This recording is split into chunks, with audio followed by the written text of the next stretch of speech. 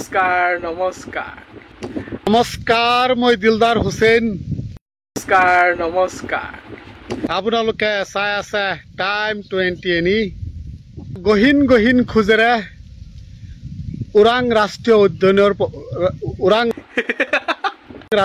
উদ্যানৰ পৰা দিং অভিমুখে ৰাওনা হৈছে হাতী।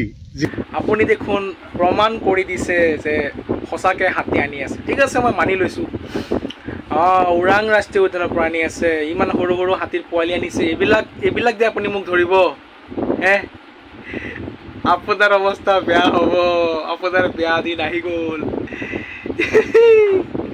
এই সৰু সৰু হাতীৰ পোৱালি আনিছে মোক ধৰিবলৈ দিলদাৰ হুছেইন ডাঙৰীয়া। আৰু দিলদাৰ হুছেইনৰ কেমেৰাত এক্সক্লুজিভ প্ৰতিবেদন। আৰু এইটো টাইম 20 এনিৰ কেমেৰা নহয়, এইটো দিলদাৰ হুছেইন ডাঙৰীয়াৰ মোবাইলৰ কেমেৰা, বুজি পাইছে? আৰু এই সৰু হাতী কাম নহ'ব, কিয় এনে কষ্ট কৰি আনি আছে ওৰাঙৰ পৰা। এই সৰু হাতী পোৱালিটি মোক ধৰিব পাৰিব